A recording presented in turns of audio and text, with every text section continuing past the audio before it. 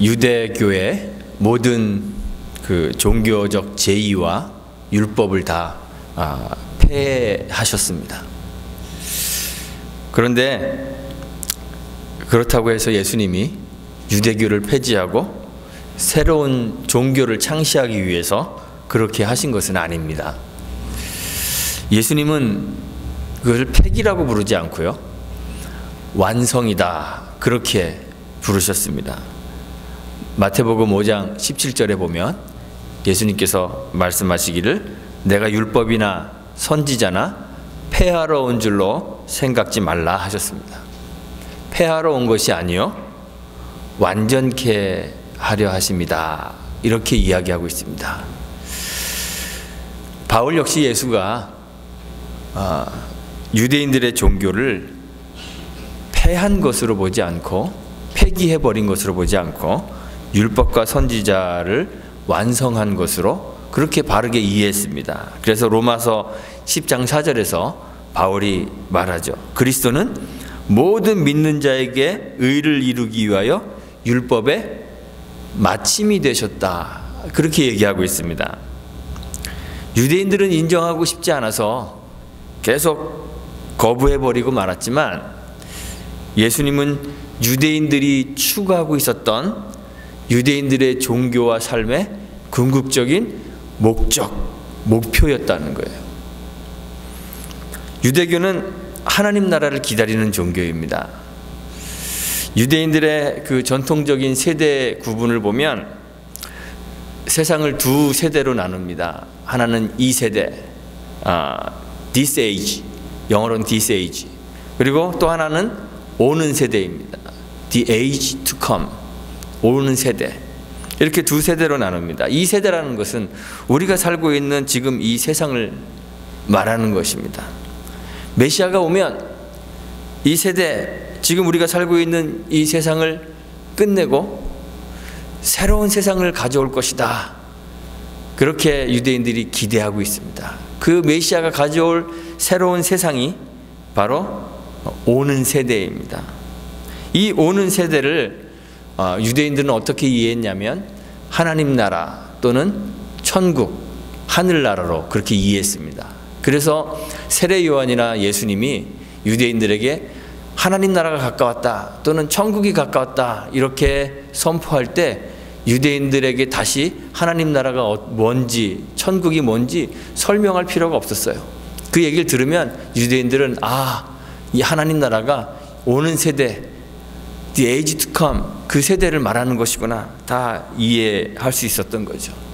마가복음 15장 43절에 보면 예수님의 시체를 빌라도에게 달라 그래서 이렇게 매장했던 아리마대 사람 요셉이 나옵니다. 참 경건하고 또 신실했던 그리고 또 존귀한 공회원 중에 한 사람이었는데 이 사람을 뭐라고 소개하고 있냐면 하나님의 나라를 기다리는 자다 이렇게 표현해서 소개하고 있습니다. 유대인들의 경건한 유대인들은 하나님 나라를 기다리는 그런 사람들이었어요. 오랫동안 선지자들이 선포한 내용이 바로 이 하나님 나라에 관한 내용입니다. 선지자들의 글을 보면 여호와의 날을 기다리고 있음을 알고 있는데 그 여호와의 날이 바로 오는 세대 하나님의 나라를 의미하는 것이에요. 메시아가 오셔서 자기들을 괴롭게 하던 이방의 나라들에게 진노를 쏟아내는 그 크고 놀라운 여호와의 날, 그 하나님 나라를 기다리는 거예요. 유대인들이 그 하나님 나라를 기다립니다. 세례 요한 역시 하나님 나라 운동을 하는 그런 선지자였습니다. 광야에서 메시아의 오심을 준비하죠. 그러면서 요한이 선포했던 메시지 내용 아시죠? 뭐죠? 회개하라, 천국이 가까웠느니라. 하나님 나라가 가까웠으니 이제 회개해야 된다 선포합니다. 임박한 진노를 선포했습니다. 여호와의 날이, 크고 놀라운 여호와의 날이 임박했음을 선포하면서 백성들에게 회개를 촉구한 것이 바로 이 세례 요한의 메시지였습니다. 그런데 그 뒤에 오신 예수님의 그 활동 역시 세례 요한과 비슷하죠. 예수님도 하나님 나라 운동을 하신 분입니다. 예수님의 첫 선포의 메시지가 무엇인지 여러분들 아십니까? 세례 요한처럼 회개하라, 천국이 가까웠다라는 메시지였습니다. 복음서에 기록된 예수님의 대화, 예수님의 가르침의 이 말씀들을 보면 하나님 나라 또는 천국, 하늘나라 이런 단어들이 엄청나게 많이 나옵니다. 하나님 나라가 예수님의 가르침의 중심, 주제 중 하나였음을 알 수 있는 거예요. 세례 요한은요, 예수님과 아주 비교되는 비슷한 캐릭터를 갖고 있었던 것 같아요. 그래서 두 인물이 다 요단강에서 세례를 베풀었습니다. 똑같이 임박한 하나님 나라를 선포했습니다. 그들의 메시지 역시 동일했습니다. 그래서 사람들은 예수님에게서 세례 요한과의 유사성을 이렇게 발견했어요. 예수님이 제자들에게 물어본 적이 있습니다. 사람들이 나를 누구라 하느냐? 이렇게 예수님이 질문하셨을 때 사람들의 그 대답을 이야기하는데 몇몇 선지자의 이름과 함께 등장하는 이름이 세례 요한입니다.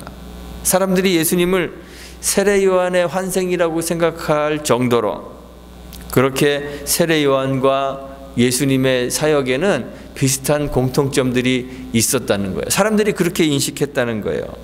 그런데 그러한 사역의 유사점에도 불구하고 두 인물 사이에는, 세례 요한과 예수님 사이에는 결정적인 차이가 있습니다. 너무나 중요하고 강력한 결정적 차이점이 있습니다. 그 차이점 뭐냐면, 요한은 다른 선지자들과 마찬가지로 하나님 나라를 준비하는 사람인데 반해 예수님은 하나님 나라 그 자체였다는 사실입니다. 예수님은 온 유대인들과 세례 요한이 도달해야 할 궁극적인 목적 그 자체예요. 유대인들은 하나님 나라에 들어가려고 했습니다. 하나님 나라를 기다리고 있었습니다. 그런데 예수님이 바로 그 유대인들이 들어가야 하는 하나님 나라라는 거예요. 하나님 나라에 들어가는 것은 예수님 안으로 들어가는 것입니다. 하나님 나라에 거하는 것은 예수님 안에 거하는 것입니다. 그를 소유하는 것입니다. 그래서 예수님은 하나님 나라를 기다리는 사람들에게 자신에게로 오라고 초대하는 거예요. 예수님 자신이 단순히 가야 할 길을 제시해주는 선각자가 아니라 그들이 도달해야 될 목적지임을 예수님이 선포하시는 거예요. 목마른 자들에게 예수님이 선포하죠. 다 내게로 오라고 하십니다. 목마른 자들아, 다 내게로 오라. 또 수고하고 무거운 짐진 자들에게 말씀하시죠. 수고하고 무거운 짐진 자들아, 다 내게로 오라. 사람들을 주님에게로 초청하시면서 자신에게 나오는 자들에게 영생을 주시겠다고 약속하시는 거예요. 세례 요한은 자신과 예수님의 이 궁극적인 차이를 잘 알고 있었어요. 이 근본적인 차이를 잘 알고 있었어요. 그래서 예수님을 소개할 때 나는 예수님의 신발끈도 풀었다 맸다 할 수 없는 그러한 존재이라고 고백하면서 예수님을 하나님의 어린 양으로 소개합니다. 또한 성령으로 세례를 주는 분이다, 이렇게 소개합니다. 요한이 자신이 사람들에게 회개를 촉구하며 세례를 베풀고 있지만 자기가 주는 세례는 그냥 물로 주는 것, 회개의 외적인 표시에 불과한 것이다, 이렇게 이야기하는 거예요. 그러면서 예수님이 베푸시는 세례는 단순한 회개의 외적 표시가 아니라 성령으로 베푸시는 세례다, 이렇게 소개하는 거예요. 오늘 본문에 보면 요한의 세례와 예수의 이름으로 받는 그 두 가지의 세례가 나타납니다.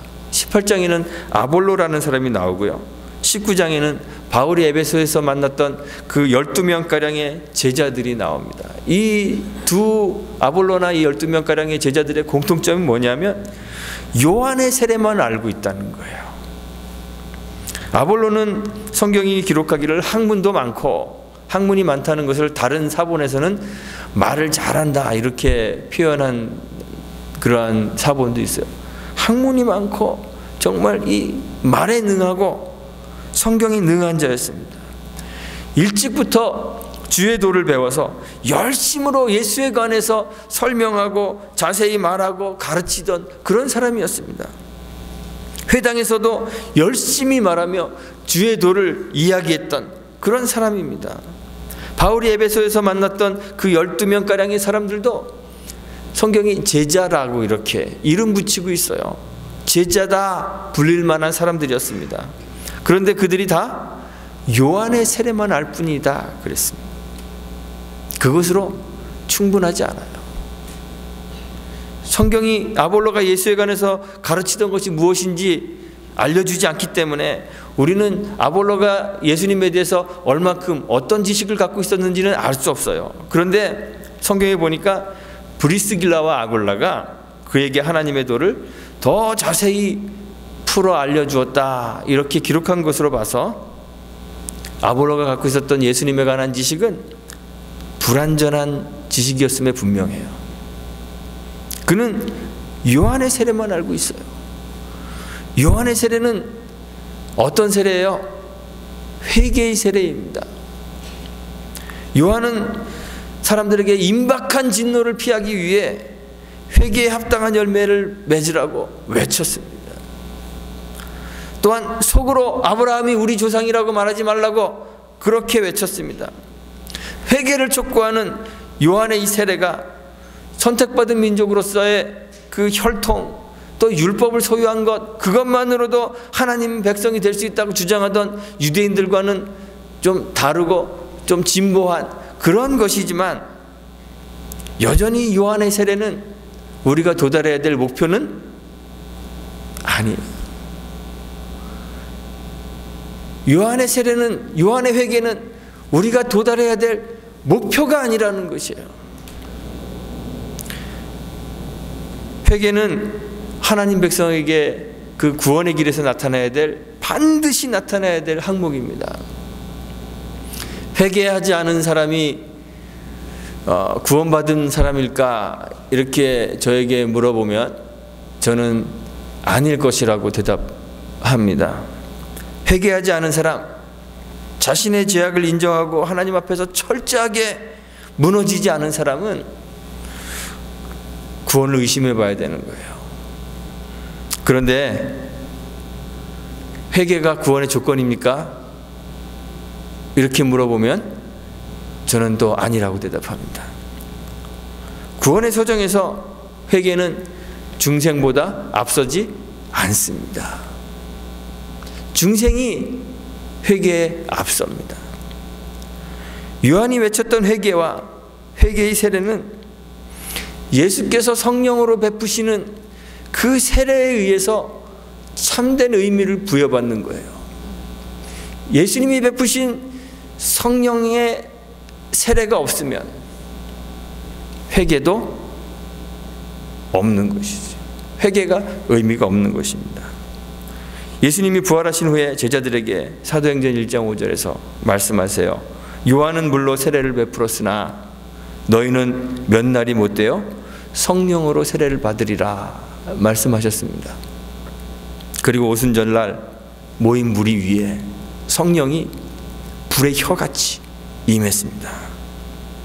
간혹 사람들이요, 성령 세례 이렇게 이야기하면 오순절 성령 강림 때 나타났던 그 현상에만 관심을 가져요. 그래서 방언이나 예언이나 또는 치유하는 능력, 이런 은사들을 성령 세례나 또는 성령 자체와 같은 것으로 동일시하는 그런 오류들을 종종 범합니다. 그런데 우리가 관심을 가져야 하는 것은 오순절 성령 강림으로 인하여 나타나는 현상들이 아니라 바로 성령의 임재와 내주 그 자체에 있습니다. 성령이 우리 안에 거하시는 거예요. 내주하시는 거예요. 우리는 우리의 죄 때문에 하나님과 분리되었습니다. 죄가 하나님과 우리 사이를 가로막아서 하나님과의 교통이 중단돼 버린 것이에요. 이 하나님과의 교통이 중단된 것을 뭐라고 부르냐면 죽음이라고 부르는 거예요. 그것 자체가 죄이고 죽음이에요. 그런데 이제 성령이 우리 안에 거하시게 되어서 하나님과 우리 사이에 교통이 이루어지게 되는 것입니다. 그리스도의 영이신 성령이 우리 안에 거하셔서 우리 안에 그리스도가 거하는 것이 되게 되는 거예요. 그리스도를 주로 고백하는 자들 안에 거하셔서 그리스도의 십자가의 보혈을 성령이 그 안에 거주하고 있는 그 사람들에게 적용시키는 거예요. 우리를 거듭나게 하시는 성령이 우리 안에 들어오셔서 그리스도의 십자가를 우리에게 적용하기 때문에 우리가 그리스도와 함께 죽고 그리스도와 함께 다시 살 수 있게 되는 거예요. 그래서 바울이 갈라디아서 2장 20절에서 고백하는 거죠. 우리의 존재가 변화되어서 거듭나서 우리 안에 이제는 내가 사는 것이 아니라 그리스도가 살게 되었습니다. 고백하게 되는 거예요. 성령께서 하시는 일입니다. 또한 하나님의 영이신 성령께서 우리 안에 거하심으로 우리 안에 누가 거하게 되는 거죠? 참 그리스도의 영이시니까 그리스도가 거하는 겁니다. 하나님의 영이시니까 하나님이 우리 안에 거하시게 되는 거예요. 전에는 죄가 우리 안에 있어서 죄의 종 노릇하고 죄의 종으로 죄와 사망이 요구하는 것 행하며 살아갔어요. 그런데 이제 성령이 우리 안에 거하심으로 우리는 하나님이 거하시는 성전이 되는 거예요. 하나님의 다스림이 이루어지는 하나님 나라가 되는 것이죠. 그래서 베드로가 베드로전서 2장 9절에서 언급하죠. 우리는 택하신 족속입니다. 우리는 왕같은 제사장입니다. 우리가 바로 거룩한 나라입니다. 거룩한 나라가 무슨 나라입니까? 하나님 나라죠. 우리가 바로 하나님 나라입니다. 우리는 그의 소유된 백성이 되었습니다.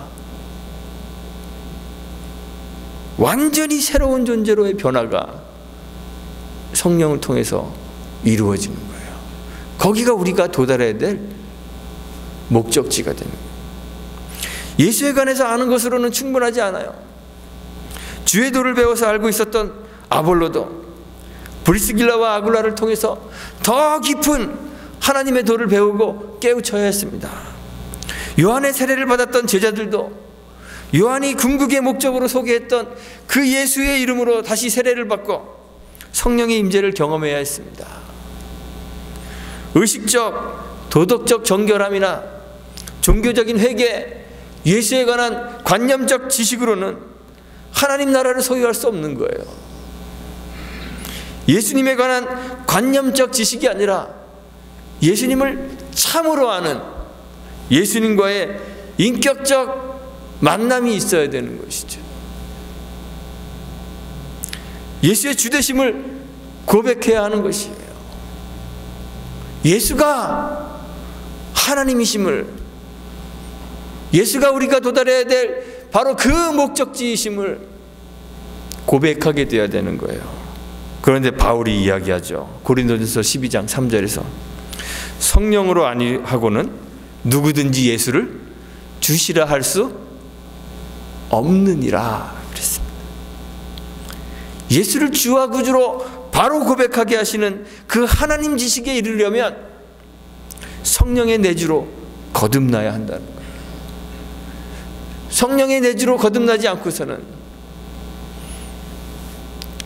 회개의 세례가 의미가 없어요.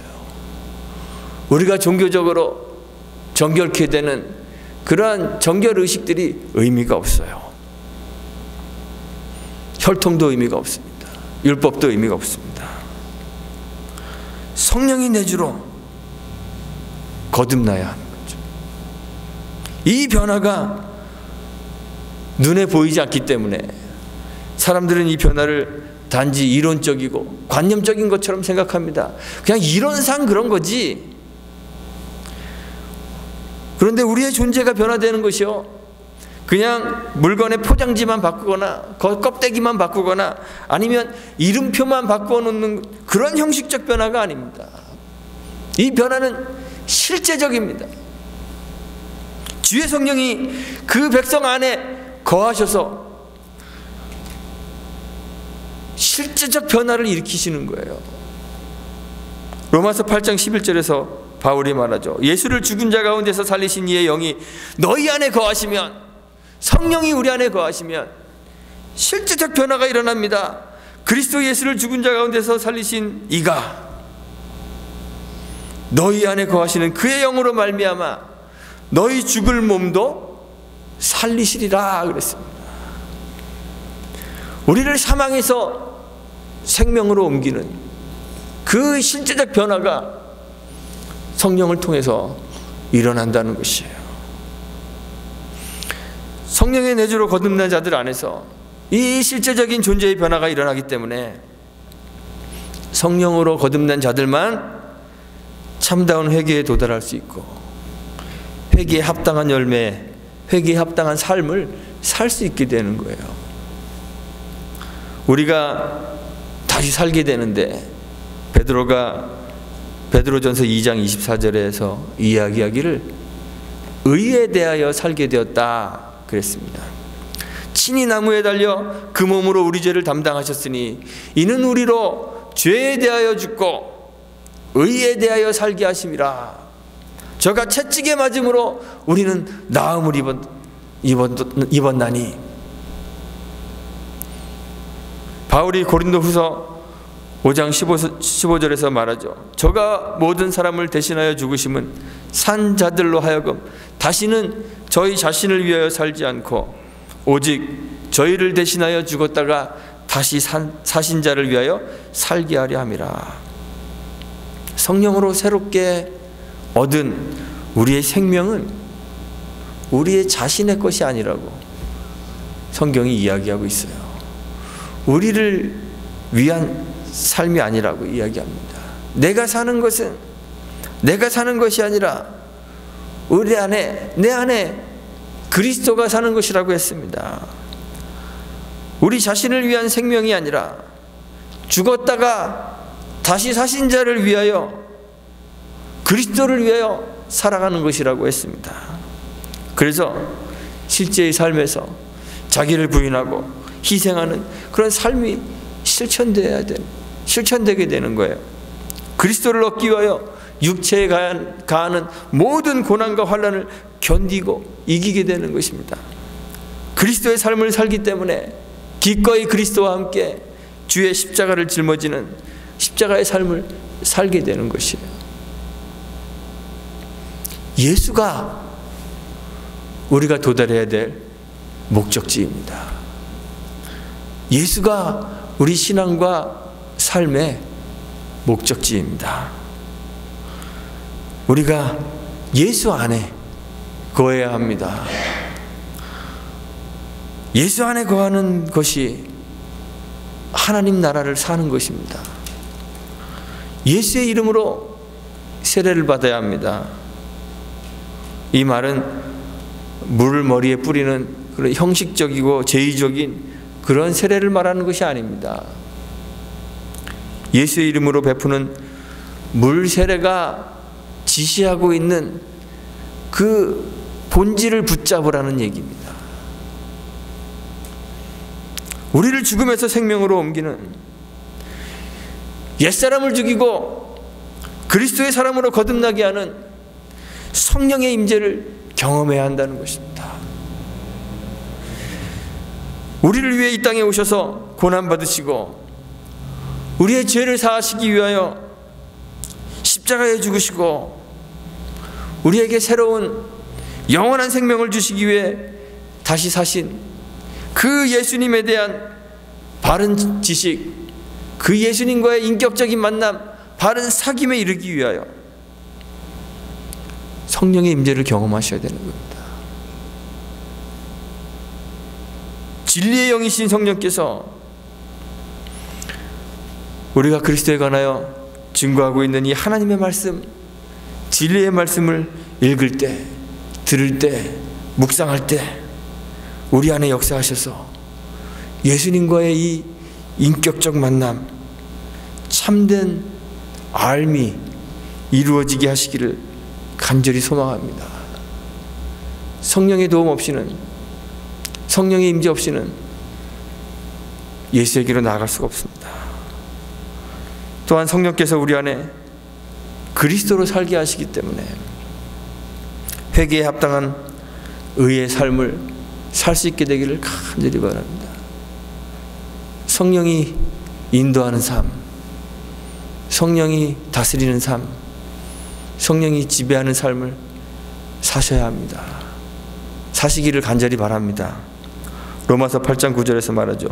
만일 너희 안에, 우리 속에 하나님의 영이 거하시면 너희가 육신에 있지 아니하고 영에 있다고 했습니다.